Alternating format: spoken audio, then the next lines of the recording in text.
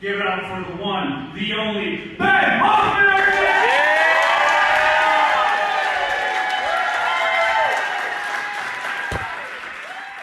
I've survived brain cancer and a stroke, and I talk about it on stage. Some audiences can't handle it.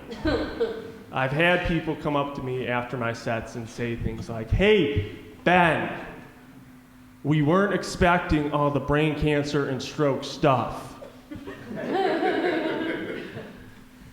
And then I tell them, "Hey, you know who else wasn't expecting all the brain cancer and stroke stuff? Your boy."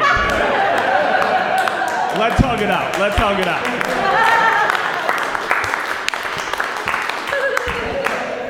I have people who can't handle my stroke and brain cancer stuff.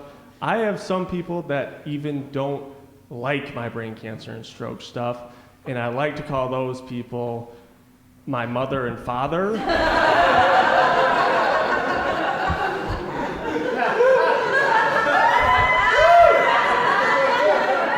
Guys, I get it, because they saw it from a different angle. They saw it, their son going through an awful situation, and they couldn't do anything to stop it.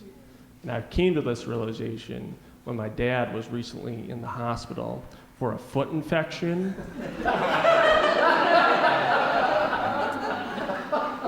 He told me the doctors told him it was definitely not gout. It was definitely not gout. I want to barbecue this summer. Don't tell your mother.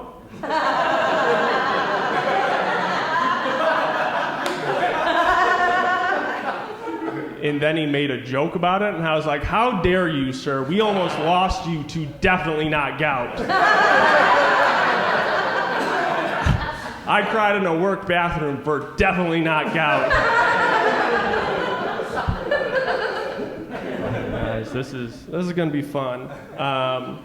I survived a stroke because of a complication in a surgery, so I was actually lucky enough to be in an actual hospital when the event occurred. My luck ran out, however, when, true story, my attending nurse was none other than my ex-girlfriend.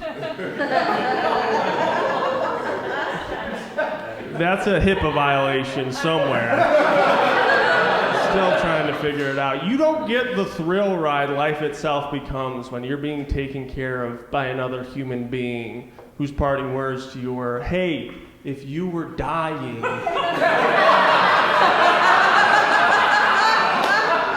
I wouldn't save you."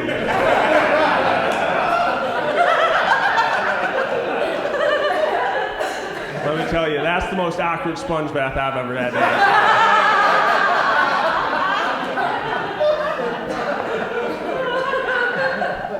The complication in the surgery was that a surgeon made a false cut and I bled out in my brain. There is a punchline coming. Later, after the surgery, we found out that my surgeon was so incredibly smart that he got to skip all of high school. Guys, that was the worst Doogie Howser episode. You know how they say, don't trust a fat doctor? Don't trust a doctor who's never been wedgied before as well. I don't know if you can tell by the angle of your seats tonight, but I was the bad boy of my brain injury rehab group.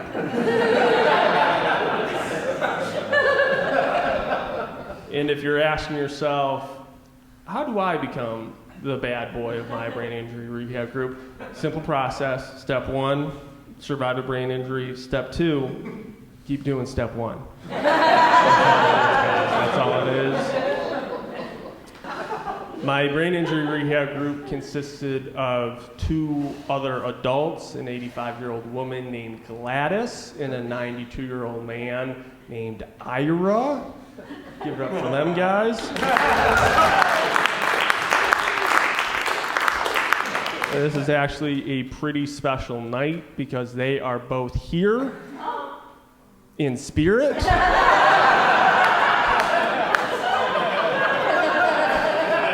They are 100% dead. 100% dead. Surviving a stroke and then an international pandemic, they're not making it through this. Gladys and Ira were both alive in brain injury rehab group, I could just impress these people by my ability to swallow. Gladys referred to me as the swallowing king.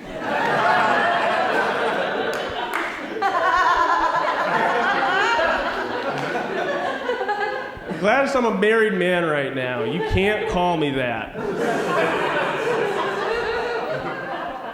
I am married. I got married last year.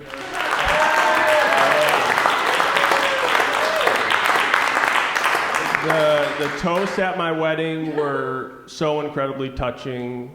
The people that spoke about me said the same sort of thing.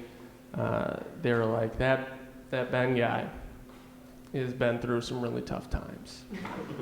That Ben guy has been through hell and back.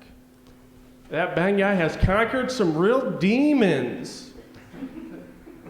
So half the audience knew what you guys know: brain cancer, stroke. And then the other half of the audience just thought I was a raging alcoholic. About to relapse at an open bar wedding. Both moms were crying for incredibly different reasons.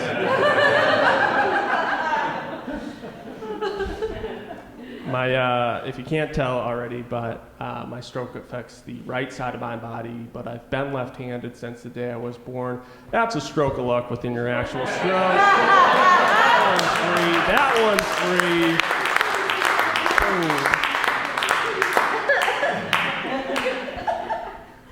Having a stroke that affects the right side of your body means that you have incredibly awkward handshakes with people. My handshake is somewhere between the most obvious drug deal you don't know you're a part of and the most awkward game of rock, paper, scissors ever. I'll play all-time rock and you'll just win. During the wedding weekend, my father-in-law took me aside, and he probably said the nicest thing a man will ever say to me. He was like, Ben, I'm so proud of you. You are going to make a great husband and an even better father. And then he stuck out his hand and said, welcome to the family. And then I matched that sincere energy with a fist bump. I was like, hell yeah, dude, we're about to have a great night.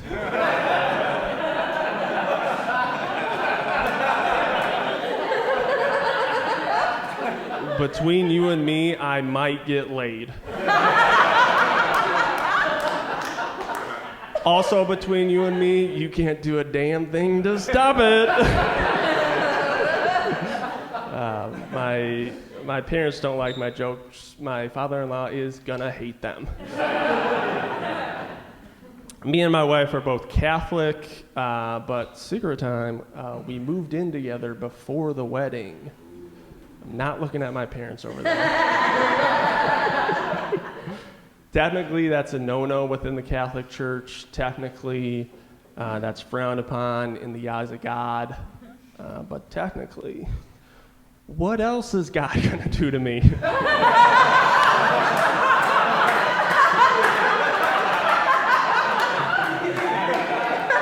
I am calling your bluff, Zeus. This is a true story. The first week me and my wife moved in together, she got COVID. That was like God's way of saying, like, I can still make this suck.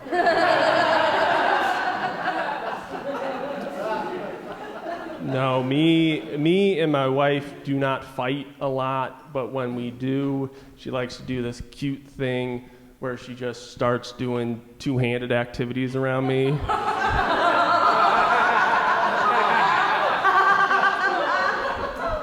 You'll never know how emasculating it is to get yelled at while someone's crocheting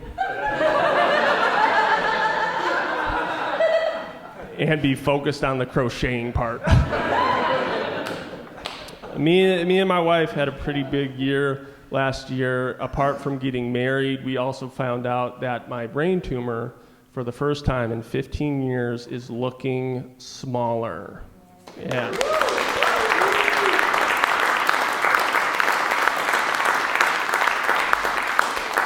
And you have follow-up questions for me.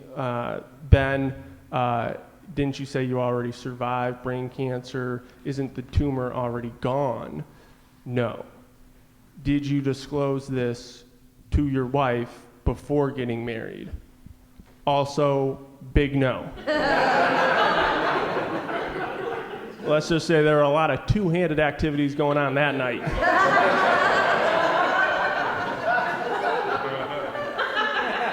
And none of them the fun kind.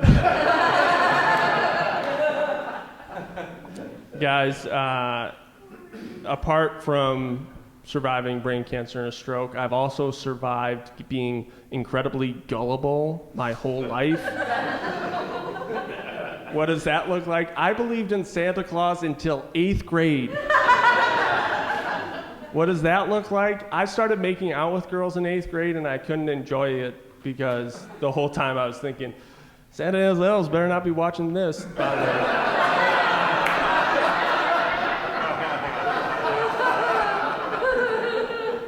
By the way, this is how I make out with people. I don't know what you guys are doing.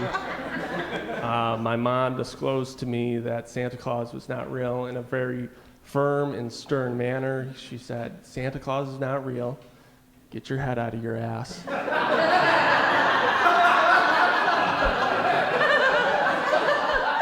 And buy your brother a Christmas present. And then I yelled back at her, embarrassed, your Lord isn't either. And this is the story of how someone gets enrolled in Catholic high school.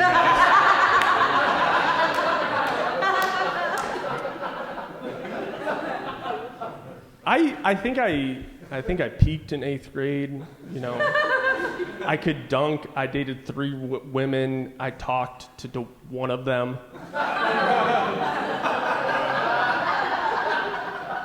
Because high school wasn't that fun for me. Freshman year, I entered it 6'4", weighing 120 pounds. My biggest bully that year was the wind. The leaves would rustle, and I was like, this door, I'm gonna open this door. I am gonna open this door. Sophomore year wasn't much better. Doctors diagnosed me with something called brain cancer. Talk about a real sophomore slump. Gained the freshman 15 to only losing in the chemo 60.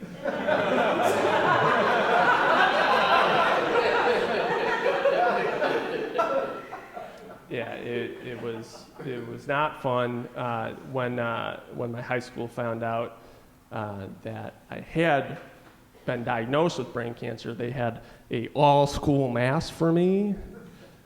Made sure to get a doctor's note to skip that one. Me and God are not on speaking terms right now.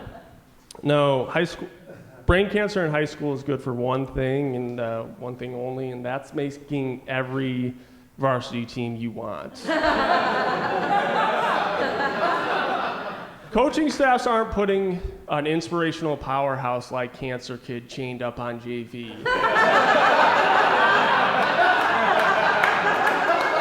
Coach, I'm going to get you 1 strikeout this year, but we're getting that article in the Gazette.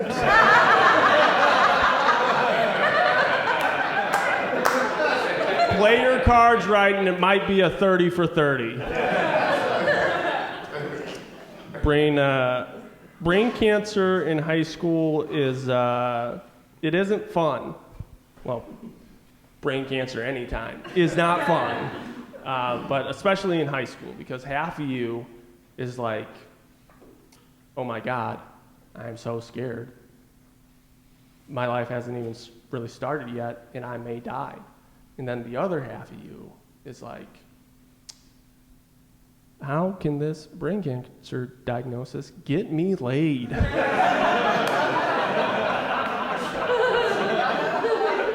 And I'm here to tell you right now, guys, a brain cancer diagnosis will never get you laid. But it will get you a lot of hugs from moms.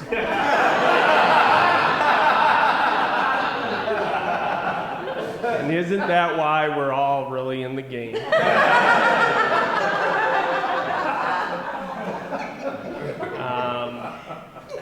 I do have a day job. Whoop.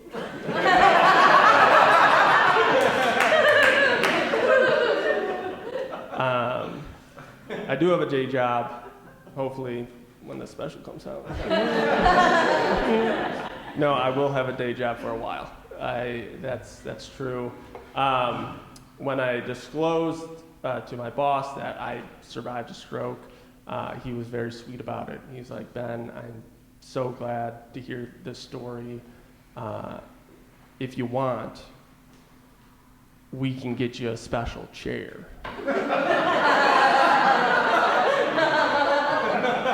And I was like, how about healthcare? How about that? How about we work on that?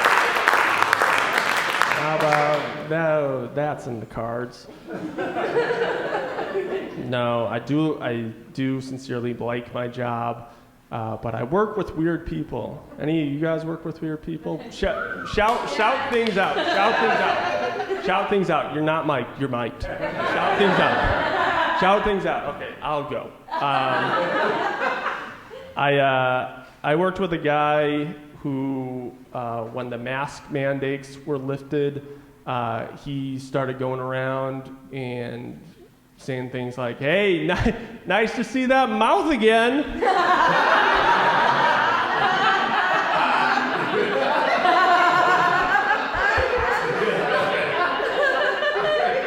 God, I miss that mouth.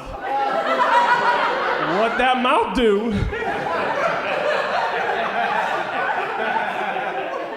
What that mouth do? Talk to HR. That's what that mouth's gonna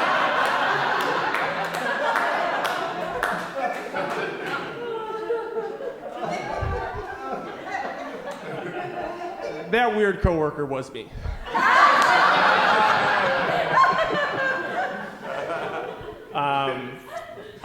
I work in inside sales now, but in 2013, I was the chorizo racing sausage, guys. And only Milwaukee people will get this joke.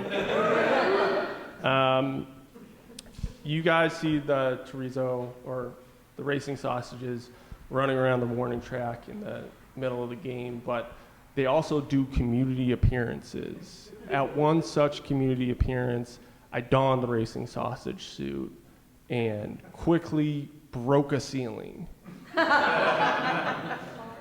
Because without a sausage suit on, I'm 6'4", and with a sausage suit on, I'm 50 feet tall.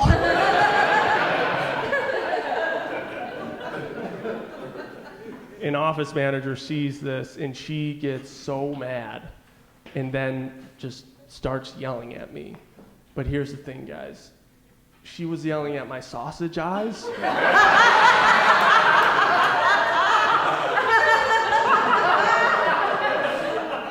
Nothing felt as good as whispering out of my sausage hole.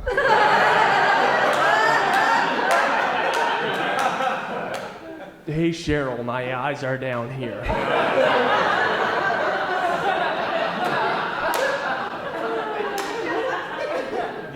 You guys are a fun crowd.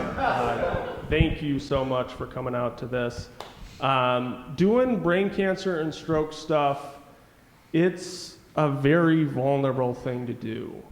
And when I'm about to go on stage, I say to myself, no matter how this goes, at least no one's gonna heckle you.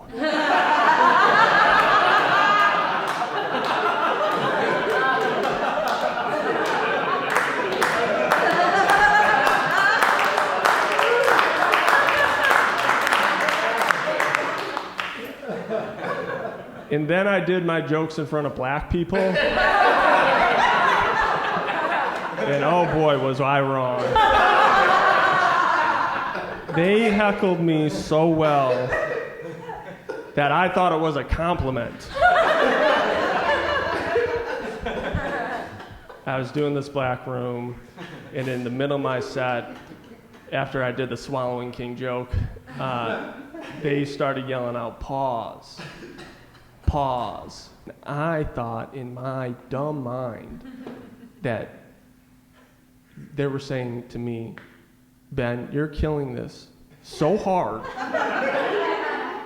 that we want you to slow down because we need to catch our breath."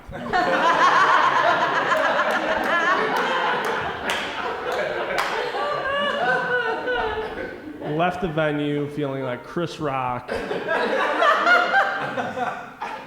I tell everyone, and by everyone I mean white people,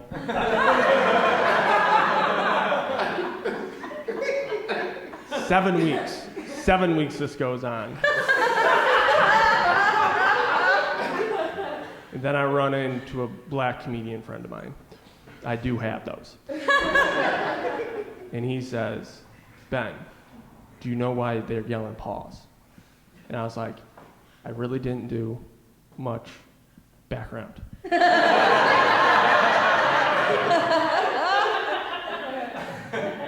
And he was like, "Ben, they're yelling pause at you because you're about to say something real dead-ass gay."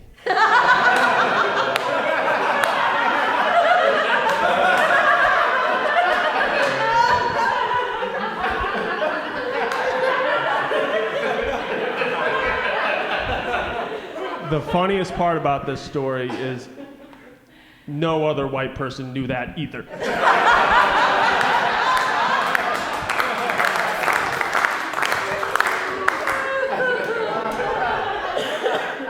All right, guys. I sincerely thank you for laughing at all my brain cancer and stroke stuff tonight. Because without your laughter, this is just incredibly sad.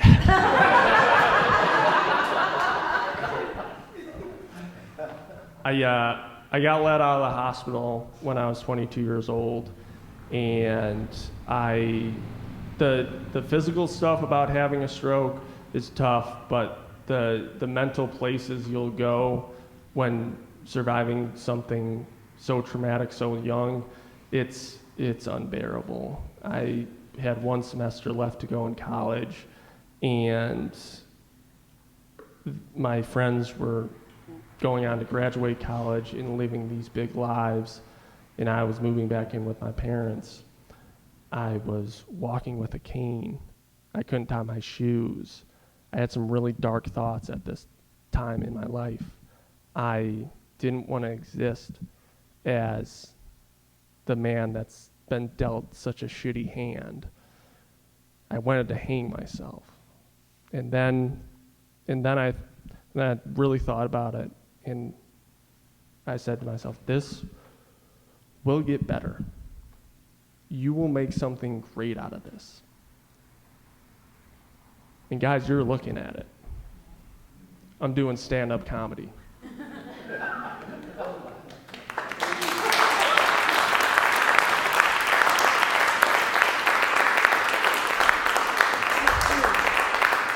In a wedding venue. And besides, tying a noose. All right, guys, good night.